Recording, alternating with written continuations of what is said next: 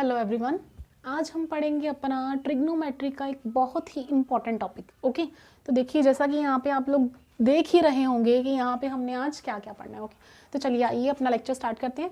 सबसे पहले रेशोज़ की बात करें तो रेशोज़, ट्रिग्नोमेट्री रेशोज़ आप पढ़ चुके हो। कौन कौन से ट्रिग्नोमेट्री रेशो होती हैं? Sine theta, cos theta. 6 basic ratios होती हैं हमारे पास, sine theta, cos theta, tangent theta, cot theta, secant theta and cosecant theta. ये अपनी आप रेशियोज जो है वो पढ़ चुके हैं। टेबल, ट्रिग्नोमेट्रिक टेबल, मैं आपको ट्रिग्नोमेट्रिक टेबल अच्छे से बता चुकी हूँ, उसकी ट्रिक भी बता चुकी हूँ, उसको बनाना कैसे है, उसको लर्न कैसे करना है, कौन सी वैल्यूज उसके अंदर आती हैं हमारे पास, वो मैं सारी आपको बता चुकी हूँ। 0 डिग्री, 30 डिग्री, कौन कौन से एंगल पढ़े थे हमने टेबल में? 0 डिग्री, 30 डिग्री, 45 डिग्री, देन उसके बाद हमने पढ़ा था 60 डिग्री, देन 90 डिग्री। यही एंगल पढ़े थे हम लोगों ने। ओके, क्लियर है? देन उसके बाद आज हम ये चीज़ें पढ़ेंगे। तो सबसे पहले बात करते हैं हम ये चीज़ें हम कहाँ पे अप्लाई करते हैं। इसकी एप्लीकेशन हम जान चुके हैं कि ये अप्लाई कहाँ पे होता है। ओके, नाउ ये अप्लाई कहाँ पे होता है? हमारे राइट एंगल्ड ट्राइंगल में। ओके, राइट एंगल ट्राइंगल में अप्लाई होगा ये।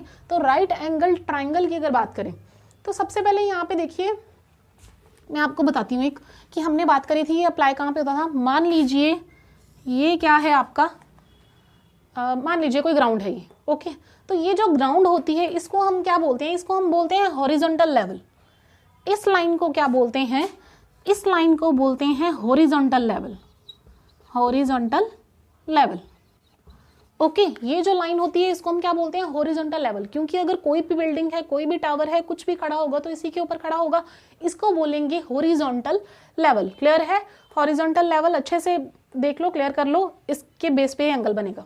नाउ हॉरिजॉन्टल लेवल हो गया। अब मैं बोल रही हूँ कि इसके ऊपर कोई मेरा यहाँ पर टावर, मान लीजिए कोई लैंप पोस्ट है, कुछ भी है यहाँ पे, कोई लैंप पोस्ट है। ओके, तो ये एक लैंप पोस्ट है। तो ये जो बिल्डिंग है या टावर है या लैंप पोस्ट है, कुछ भी है, तो इसकी जो हाइट होगी ग्राउंड से उसको हम बोलेंगे वर्टिकल लेवल। क्या बोलेंगे उसको?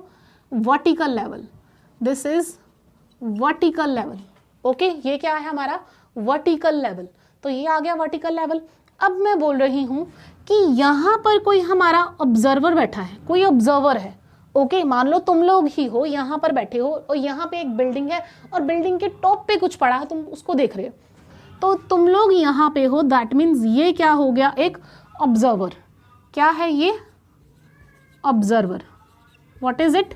This is observer. और देखो, अगर आपको ऑब्जर्वर के बारे में कोई उसकी हाइट नहीं गिवन, कोई कुछ नहीं गिवन, तो तुम उस ऑब्जर्वर को उस टाइम पे जब तुम्हें हाइट नहीं गिवन, वहां पर इसको तुम पॉइंट ऑब्जेक्ट कंसीडर करोगे। क्या करोगे उसको? Point object. ये है क्या हमारे पास? ऑब्जर्वर। ओके, ये क्या है? ऑब्जर्वर। यहाँ पे कौन बैठा है? एक ऑब्जर्वर बैठा है जो क्या कर रहा है? इस टावर को देख रहा है। ओके, इस टावर के जो टॉप पे हमारे पास कुछ पड़ा है यहाँ पे, या कुछ भी बोल लो, यहाँ पे कोई लैंप पोस्ट है, उसको देख रहा है। ओके, तो यहां से वो देख रहा है, ये देखिए, यहां से वो इसको देख रहा है। क्लियर है? यहां से इसको देख रहा है ना, तो यहां से अगर वो देख रहा है तो ये जो उसकी लाइन बनी, इसको हम क्या बोलेंगे? Line of site. क्लियर है? ये क्या बनी हमारे पास? Line of site. यहां से ऑब्जर्वर इसको देख रहा है ना, तो यहां से ऑब्जर्वर अगर देख रहा है तो इसको हम क्या बोलेंगे? ये कौन सी लाइन है? This is the line of site. Clear है? तो अब हमारे पास ऑब्जर्वर क्या है वो भी हमने पढ़ लिया है, हॉरिजॉन्टल लेवल क्या है वो भी हमने पढ़ लिया है, लाइन ऑफ साइट क्या होती है वो भी हमने देख ली है। क्लियर है? हॉरिजॉन्टल लेवल क्या है? जहां पर जो हमारा बेस है उसको हम बोलते हैं हॉरिजॉन्टल लेवल, जिसके ऊपर जो टावर है, बिल्डिंग है, कोई लैंप पोस्ट है, कुछ भी है, वो जो उसके ऊपर खड़ा है, that is the horizontal level. Okay, और ये जो बिल्डिंग है इसको क्या बोलेंगे? Vertical level. डन।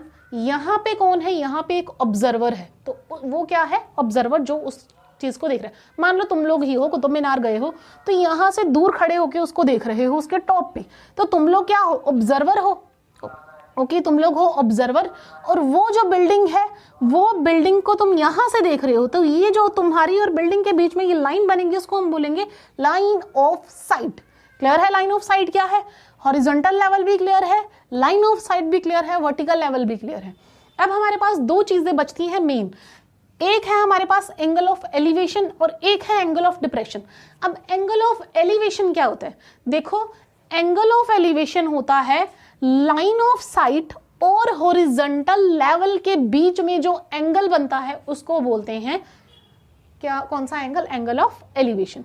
तो एंगल ऑफ एलिवेशन क्या है? Angle between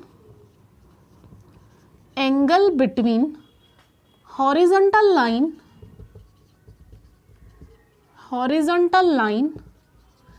and line of site. That means जो लाइन ऑफ साइट और हॉरिजॉन्टल लेवल के बीच में जो एंगल बना, यहां पे जो मेरे पास एंगल बना उसको मैं बोलूंगी कौन सा angle? Angle of elevation. Let suppose इसको थीटा नाम दिया।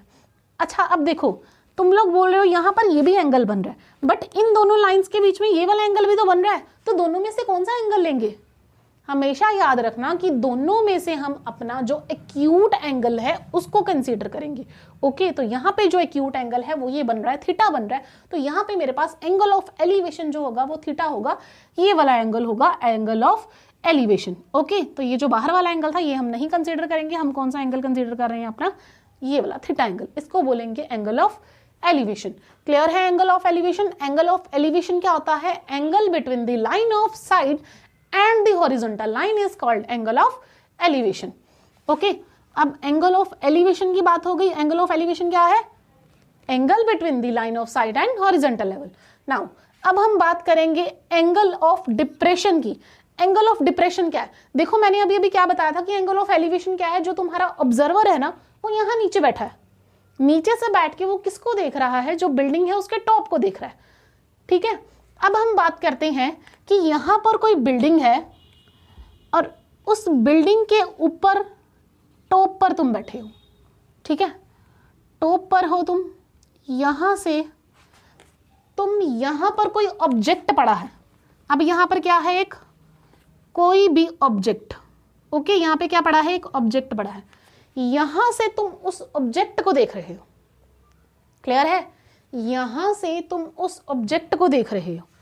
अब जो तुम लोग हो वो ऊपर हो और ऑब्जेक्ट नीचे है। ऊपर से जब तुम ऑब्जेक्ट को देखते हो तो लाइन ऑफ साइट तुम्हारी ये बनेगी, बट हम बात कर रहे थे कि जो एंगल है वो किसके साथ बनता है? एंगल बनता है हॉरिजॉन्टल लेवल और लाइन ऑफ साइट पे। तो यहां पर हम ये वाला एंगल तो ले नहीं सकते क्योंकि ये लाइन ऑफ साइट है, बट ये वर्टिकल लाइन है, ये हमारा हॉरिजॉन्टल लेवल है ही नहीं, ये वर्टिकल लेवल है, तो वर्टिकल लेवल के साथ तो हमारा एंगल बनता ही नहीं। तो यहां पर एंगल बनाने के लिए हम क्या करेंगे? ये जो लाइन है हमारी हॉरिजॉन्टल लेवल है, इसके बिल्कुल पैरेलल एक यहां पर लाइन ड्रॉ करेंगे। ओके, बिल्कुल पैरेलल हमने यहां पे क्या ड्रॉ करी? एक लाइन ड्रॉ करी। तो अब ये हमारी कौन सी लाइन है? अब ये हमारी लाइन हॉरिजॉन्टल लेवल को रिप्रेजेंट कर रही है। किसको रिप्रेजेंट कर रही है? अब ये हॉरिजॉन्टल लेवल को। तो अब ये हॉरिजॉन्टल लेवल और ये जो लाइन ऑफ साइट है, इनके बीच में जो एंगल बनेगा, let's suppose this is alpha, तो इस एंगल को हम बोलेंगे, ये एंगल जो है वो एंगल ऑफ डिप्रेशन है। क्लियर है? एंगल ऑफ डिप्रेशन क्या है? Angle of depression is the angle between the line of site and the horizontal line. But इस केस में जो हॉरिजॉन्टल लाइन है वो हमने क्या करी है? खुद ड्रॉ करी है parallel to the horizontal level. Clear है? तो ये भी क्या है? एक हॉरिजॉन्टल लाइन है। इस हॉरिजॉन्टल लाइन और ये लाइन ऑफ साइट, इन दोनों के बीच में जो एंगल बना है उस एंगल को बोलते हैं एंगल ऑफ डिप्रेशन। तो ये जो अल्फा है ये क्या बन गया? मेरा एंगल ऑफ डिप्रेशन। ओके, और ये जो थीटा था ये क्या बन गया था हमारे लिए? ये बना था एंगल ऑफ एलिवेशन। क्लियर है? एंगल ऑफ एलिवेशन और एंगल ऑफ डिप्रेशन में क्या डिफरेंस है? एंगल ऑफ, एक बार दोबारा करवा देती हूँ, एंगल ऑफ जो एलिवेशन है ना, वो एंगल ऑफ एलिवेशन उस केस में जो ऑब्जर्वर है वो कहाँ पे होता है? ग्राउंड पे। ओके, ऑब्जर्वर कहाँ है? ग्राउंड पे, और वो क्या कर रहा है? किसी टॉप, बिल्डिंग के टॉप के ऊपर देख रहा है। ओके, तो उस केस में लाइन ऑफ साइट और हॉरिजॉन्टल लेवल के बीच में जो एंगल बनेगा उसको हम बोलेंगे एंगल ऑफ एलिवेशन। और एंगल ऑफ डिप्रेशन की अगर बात करें तो उस केस में जो ऑब्जर्वर होगा वो किसी बिल्डिंग के टॉप पे होगा। ओके, वो बिल्डिंग के टॉप पे है और वो क्या कर रहा है, जो ग्राउंड लेवल पर, हॉरिजॉन्टल लेवल पर कोई ऑब्जेक्ट पड़ा है उसको देख रहा है। तो वहां से जब वो देखेगा तो उस केस में हमारे पास हॉरिजॉन्टल लेवल ऊपर हम खुद ड्रॉ करते हैं parallel to the horizontal level, और उस हॉरिजॉन्टल लेवल और एंगल लाइन ऑफ साइट के बीच में जो एंगल बनता है उसको बोलते हैं एंगल ऑफ डिप्रेशन। क्लियर है? एंगल ऑफ एलिवेशन और angle of depression. Trigonometry ratios हो गई तुम्हारी, टेबल हो गया, एंगल ऑफ एलिवेशन हो गया, एंगल ऑफ डिप्रेशन हो गया, लाइन ऑफ साइट हो गया, हॉरिजॉन्टल लेवल हो गया, ऑब्जर्वर क्या है, ये चीजें हमारी हो चुकी हैं। अब हम आते हैं अपने एक एग्जाम्पल के ऊपर, एक प्रैक्टिकल कर लेते हैं कुछ। ओके, तो यहाँ पर अब हम बात करेंगे अपने एक प्रॉब्लम की। प्रॉब्लम सम निकालेंगे हम अपना यहाँ पे। तो प्रॉब्लम सम में तुम लोगों को जब भी कोई प्रॉब्लम सम कराया है तो उससे पहले मैंने हमेशा तुम लोगों को क्या बोला है कि जो तुम लोगों की स्टेटमेंट है उसको ध्यान से पढ़िए, स्टेटमेंट को ध्यान से पढ़िए और पता लगाइए कि स्टेटमेंट में हमें गिवन क्या है और पूछा क्या गया है। जब तुम्हें ये क्लियर हो जाता है कि स्टेटमेंट में गिवन क्या है और मुझे पूछा क्या गया है, तो उस केस में हमारी जो प्रॉब्लम है वो बड़ी ही सिंपल हो जाती है। अब प्रॉब्लम क्या है हमारे पास, a tower is 100√3 meter long, 3 meter long or high, 3 meter high, sorry, 3 meter high. Find the angle of elevation. Find the angle of elevation. Find the angle of elevation of its top. Find the angle of elevation of its top from a point 100 meter away, 100 meter away from its foot. From its foot. Clear है? तो इस चीज को सबसे पहले हम अपनी statement पढ़ते हैं कि स्टेटमेंट में क्या क्या गिवन है। देखो, a tower is 100 meter high. तो सबसे पहले हमें क्या गिवन है, एक टावर की लेंथ गिवन है, टावर की हाइट गिवन है कि वो जो टावर है वो 100√3 मीटर हाई है। Okay, find the angle of elevation of its top from a point 100 meter away from its foot. देखो, डायग्राम बनाने की कोशिश करेंगे। ये कोई ग्राउंड लेवल है। ओके, बोला है उसने जो टावर है हमारा वो कितना है, 100/√3 मीटर। ओके, 100/√3 मीटर जो लंबा है वो टावर है। क्लियर है? यहां तक ये ग्राउंड लेवल था, ये 100 मीटर का कोई टावर है। अब नेक्स्ट क्या बोला गया है कि इसके फुट से, इसका जो टावर है उसके फुट से 30 मीटर अवे क्या है, एक पॉइंट है जहां पे क्या है हमारे पास, एक ऑब्जर्वर है। ओके, देखो ऑब्जर्वर की बात तो नहीं हुई ना, बट यहाँ पे एंगल ऑफ एलिवेशन की बात हुई है। तो एंगल ऑफ एलिवेशन की बात हुई है, दैट मीन्स जो ऑब्जर्वर है वो कहाँ पे होगा, ग्राउंड लेवल पे, हॉरिजॉन्टल लेवल के ऊपर। तो हॉरिजॉन्टल लेवल के ऊपर। अब ये डिफाइन नहीं किया गया कि हमें कि जो from the foot away 100 meter का डिस्टेंस दिया गया है वो इस साइड का डिस्टेंस गिवन है या इस साइड का डिस्टेंस गिवन है। तो तुम लोग अपनी पर्सनल चॉइस से इस साइड या इस साइड, दोनों में से कोई भी साइड का तुम लोग डिस्टेंस ले सकते हो।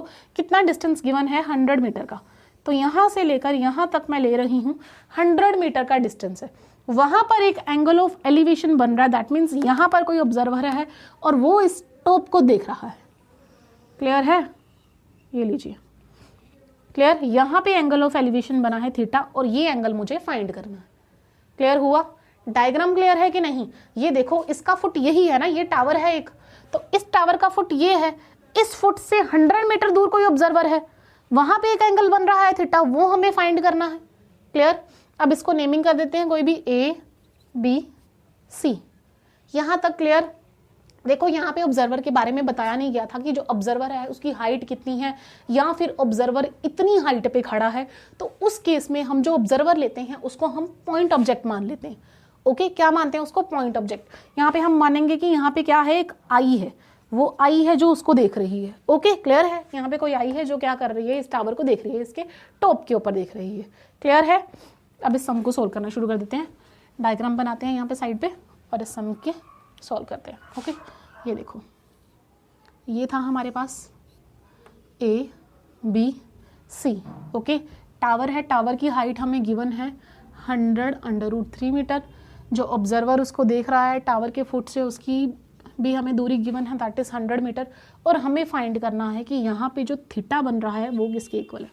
क्लियर है? तो सबसे पहले सोचिए हमें यहाँ पे गिवन क्या क्या है। देखो ये एंगल है, इसके बिल्कुल सामने वाला जो है वो परपेंडिकुलर है। ओके, ये जो लाइन ऑफ साइट है दैट इज हाइपोटेन्यूज। तो बचा ये क्या बन गया हमारे पास, बेस। देखो गिवन चीज क्या क्या है, गिवन हमें दो चीजें हैं, एक तो इसकी हाइट गिवन है, दूसरा इसका डिस्टेंस गिवन है। दैट मीन्स हमें एक परपेंडिकुलर की वैल्यू गिवन है और एक बेस की वैल्यू गिवन है। और परपेंडिकुलर और बेस के साथ कौन कौन डील करता है, परपेंडिकुलर और बेस के साथ या तो हमारा टेंजेंट थीटा डील करेगा या हमारा कॉट थीटा डील करेगा। ओके, तो ये डिसाइड हो गया कि हम लोगों को अपनी टी रेशियोज में से कौन सी रेशियो उठानी है जिससे हमारा जो आंसर है, जो हमारा आंसर निकल आएगा या हमारा जो प्रॉब्लम है वो इजीली सोल्व हो जाएगी। यही चीज हमें सबसे पहले ध्यान में रखनी होती है कि हम कौन से टी रेशियो अप्लाई करें जिससे हमारी प्रॉब्लम जो है वो इजीली सोल्व हो जाए। तो यहाँ पे हमें क्लियर है कि हमें यहाँ टेंजेंट थीटा ही उठाना है। तो टेंजेंट थीटा उठा के हम क्या कर सकते हैं, अपने एंगल को, एंगल ऑफ एलिवेशन को इजीली काउंट कर सकते हैं, कैलकुलेट कर सकते हैं कि वो कितना आएगा। ओके, तो पी और बी के बीच में कौन कौन सा आ रहा है, दैट इज टेंजेंट थीटा। तो टेंजेंट थीटा की हमारे पास वैल्यू क्या होती है, tangent theta is equal to P upon B, that is perpendicular upon base, वो होता है हमारे पास टेंजेंट थीटा। थीटा की वैल्यू हमने निकालनी ही है। ओके, तो यहाँ पे क्या आएगा, tangent theta equals to P की वैल्यू कितनी है और बी की वैल्यू कितनी है। पी की वैल्यू है हमारे पास 100√3 अपॉन बी की वैल्यू कितनी गिवन है हमारे पास 100। क्लियर है? तो 100 और 100 आपस में कैंसिल हो जाएंगे। Tangent theta equals to √3। जब मेरे पास टेंजेंट थीटा √3, टेंजेंट थीटा √3 की वैल्यू कहाँ पे होती है, याद कीजिए अपना ट्रिग्नोमेट्री टेबल और बताइए मेरे को कि टेंजेंट थीटा की वैल्यू √3 कहाँ पे होती है। सोचिए, पॉज करिए वीडियो को और आंसर कीजिए। टेंजेंट थीटा की √3 वैल्यू होती है 30 डिग्री पे। तो यहाँ पे मेरे पास थीटा की वैल्यू कितनी आ गई, थीटा जो है वो मेरा 30 डिग्री है। अगर आपको ऐसे निकालना नहीं आ रहा, वैल्यू आपको याद नहीं है, तो साइन और कोस की वैल्यू मैंने आपको बोला था, याद कर लीजिए। साइन जो है 30 डिग्री वो किसके इक्वल होता है मेरे पास 1/2। ओके, और जो कोस 30 डिग्री है उसकी वैल्यू कितनी होती है, कोस 30 की वैल्यू होती है मेरे पास √3/2। ओके, और टेंजेंट थीटा क्या होता है, टेंजेंट थीटा होता है sine upon cos, sine theta that is sine 30 degree लेंगे यहाँ पे हम, sine 30 degree upon cos 30 degree. मैंने आपको बोला था और कोई वैल्यू नहीं याद करनी, तो सिर्फ एक साइन की वैल्यूज याद कर लीजिए। उन साइन की वैल्यू से तुम लोग क्या कर सकते हो, किसी भी वैल्यू को कैलकुलेट कर सकते हो। तो उसी वैल्यू से हम ये कैलकुलेट कर रहे हैं। साइन 30 की वैल्यू हमने लर्न की थी, दैट इज 1/2, और cos 30 की वैल्यू जो साइन 60 की वैल्यू थी, साइन 60 की वैल्यू होती है √3/2, वो यहाँ पे हमने पुट करी। तो दोनों को डिवाइड करो, साइन 30 की वैल्यू कितनी है 1/2 डिवाइडेड बाय √3/2, तो 2 से 2 कैंसिल, कितनी वैल्यू आ जाएगी 1/√3, सॉरी 1/√3 होती है 30 की वैल्यू, तो यहाँ पे 60 आएगा, 60 डिग्री इसका आंसर आ जाएगा। ओके, क्लियर है? तो 60 इसका आंसर आ गया। तो यहाँ पे हमारे पास थीटा निकल के आ चुका है। ओके, अब बताती हूँ मैं आपको कि इसको लिखना कैसे है। ठीक है, पेपर में इसको सोल्व कैसे करना है। क्लियर? पेपर में इसको सोल्व कैसे करना है, तो इसको सोल्व कैसे करना है, सबसे पहले हम क्या लिखेंगे, जो चीज़ें हमें गिवन है, क्या गिवन था हमें, हाइट गिवन है, अ टावर ऑफ हाइट, कितनी हाइट है टावर की 100√3। ओके, ये अगर आपको 1 मार्क में क्वेश्चन आता तो जब अभी हमने सॉल्व किया था ना, वो सिर्फ उतनी सी चीज सॉल्व कर दीजिए, आंसर हो जाएगा आपका। बट अगर आपको 2 मार्क्स में क्वेश्चन आता है या 3 मार्क्स, वैसे 2 में ही आएगा, तो 2 में आएगा तो आपको ये प्रॉपर लिखना पड़ेगा इसको, a tower of height 100√3 metre and the distance between the observer and the foot of tower is, कितना डिस्टेंस गिवन है ऑब्जर्वर और फुट ऑफ टावर के बीच में, हमें ऑब्जर्वर और फुट ऑफ टावर के बीच में 100 मीटर का डिस्टेंस गिवन है। तो ये कितना आ गया 100 मीटर। ओके, तो 100 मीटर आ गया। Now according to the T ratios, tangent theta equals to the perpendicular upon base, perpendicular की वैल्यू हमें गिवन है, that is tangent theta equals to perpendicular की वैल्यू है 100√3 अपॉन 100 कैंसल, टेंजेंट थीटा की value आ गई √3। तो कैलकुलेट कर लीजिए, √3 टेंजेंट थीटा किसकी वैल्यू होती है, तो वो तुम्हारे पास आ जाएगा थीटा। क्लियर है, इतना ही ये निकालना है और इसके अलावा इसमें कुछ नहीं करना। Clear, done. ये सम हमारा सोल्व हो गया, 2 नंबर पूरे के पूरे मिल जाएंगे आपको। क्लियर है, देख लीजिए एक बार। चलो तो नेक्स्ट सम करते हैं हम। एक और प्रॉब्लम इसी तरह की, इसको सोल्व करेंगे हम, तो उससे क्या आ जाएगा, वैल्यूज आपकी निकल के आ जाएंगी। इजीली आप कोई भी प्रॉब्लम सोल्व कर सकते हो। अब हम अगली प्रॉब्लम की तरफ देखते हैं। अपनी अगली प्रॉब्लम क्या है हमारे पास, हाँ जी, तो प्रॉब्लम है हमारे पास the angle of elevation, the angle of elevation, the angle of elevation of the top of a tower. एक टावर है हमारे पास, उसका जो एंगल ऑफ एलिवेशन है, टावर फ्रॉम अ पॉइंट, पहले लिख लेते हैं, बाद में बताती हूँ आपको। From a point on the ground which is 30 meter away, 30 meter away from the foot of tower, 30 meter away from the foot of tower, from the foot of tower, from the foot of tower, एक minute, from the foot of tower is 30 degree. देखो 30 degree आपको given है यहाँ पे, 30 degree. Find the height of tower. सबसे पहले statement को understand करने की कोशिश करो कि दिया क्या गया है, उसमें हमें निकालने को क्या क्या बोला हुआ है। Okay, the angle of elevation of the tower from a point on the ground which is 30 metre away. देखो उसने क्या बोला है, यहाँ पे एक ग्राउंड है, ग्राउंड के ऊपर एक टावर है। ओके, क्लियर है। तो ये क्या है, एक ये हमारे पास है हॉरिजॉन्टल लेवल और उसके ऊपर क्या है, एक टावर है। और उसका जो ग्राउंड से 30 मीटर अवे क्या है, एक हमारे पास कोई भी ऑब्जर्वर है यहाँ पे, या पॉइंट ऑब्जेक्ट है। ओके, तो पॉइंट ऑब्जेक्ट जो क्या कर रहा है, इस टावर को देख रहा है। क्लियर है। तो वो क्या है, टावर से, टावर के फुट से, यही टावर का फुट है ना, तो टावर के फुट से वो 30 मीटर दूर है। कितना दूर है वो, 30 मीटर दूर। और तुम्हें क्या गिवन है, angle of elevation is 30 degree. ये देखो ये गिवन है ना, angle of elevation is 30 degree. That means ये वाला जो एंगल है तुम्हें 30 डिग्री गिवन है। देखो अगेन चॉइसेस योर्स कि तुम लोग यहाँ पे बनाओ या यहाँ पर बनाओ, क्योंकि गिवन नहीं है कि वो 30 मीटर अवे इस साइड से है या 30 मीटर अवे इस साइड से है। तो तुम लोग किसी भी साइड पे अपना जो ट्राइंगल है वो ड्रॉ कर सकते हो। क्लियर है। नाउ अब हमें फाइंड क्या करना है, find the height of tower, that is A B C, इसको नेमिंग कर लेते हैं। हमें फाइंड करना है ए बी की वैल्यू, ए बी की वैल्यू फाइंड करनी है। चलो डायग्राम क्लियर हो गई, साइड पे अपने डायग्राम बनाते हैं और इसका सोल्यूशन करते हैं। बड़ा ही इजी सम है, कुछ नहीं है इस सम में। ये देखो ये रहा,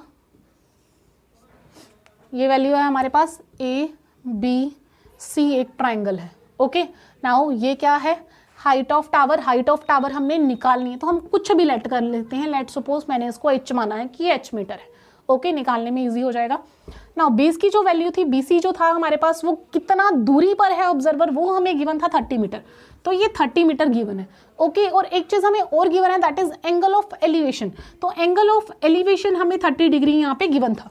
क्लियर है। ये चीजें हमें सारी गिवन थी, वो हम चीजें यहाँ पे लिख चुके हैं। निकालना क्या है, हमें निकालना है इसकी हाइट की, जो टावर की हाइट है वो कितनी है, कितनी हाइट पे ये जो टावर है वो खड़ा है।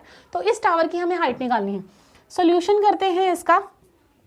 क्या करेंगे, ये देखो बेस गिवन है, परपेंडिकुलर निकालना है। क्लियरली डीलिंग किसके साथ हो रही है, बेस और परपेंडिकुलर के साथ। तो अगर डीलिंग हमारी बेस और परपेंडिकुलर के साथ हो रही है, तो यहाँ से हमें क्लियरली पता है कि हम लोगों को यहाँ पे अपनी जो टी रेशो अप्लाई करनी है वो टेंजेंट थीटा होगी, क्योंकि जो टेंजेंट थीटा है वो डायरेक्टली बेस और परपेंडिकुलर के साथ बात करता है। दैट मीन्स हम यहाँ पे लिखेंगे टेंजेंट थीटा। थीटा की वैल्यू यहाँ पे कितनी गिवन है, 30 डिग्री। तो tangent 30 degree which is equal to, tangent किसके इक्वल होता है, परपेंडिकुलर अपॉन बेस।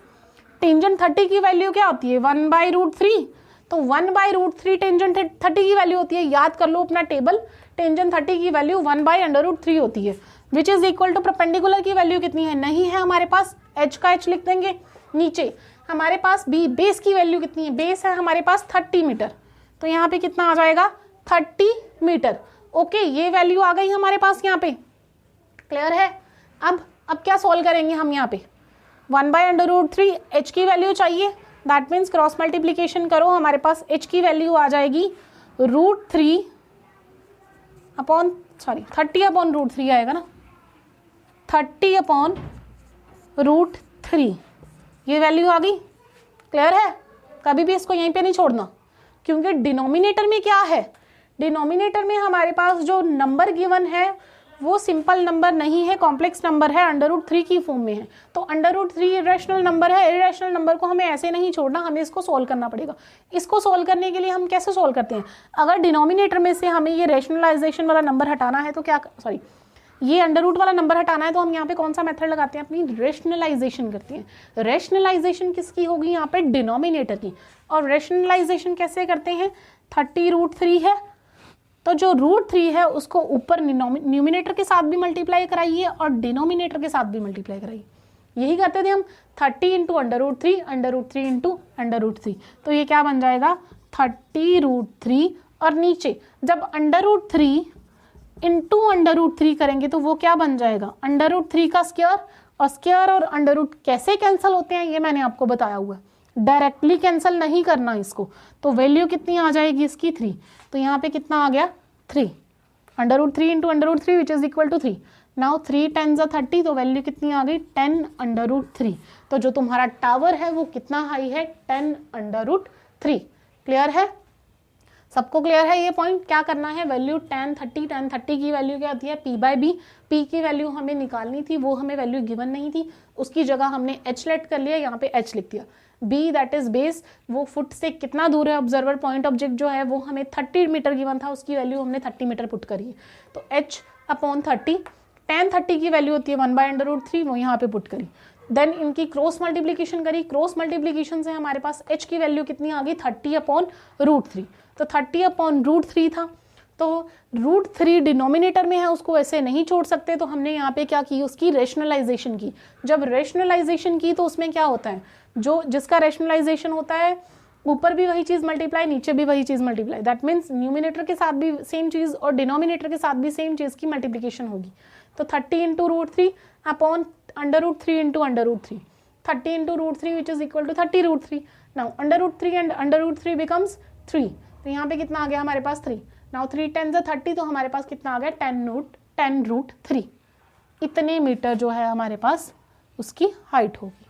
क्लियर है ये चीज़, चलो तो ठीक है, आज के लिए इतना ही। Okay, thank you.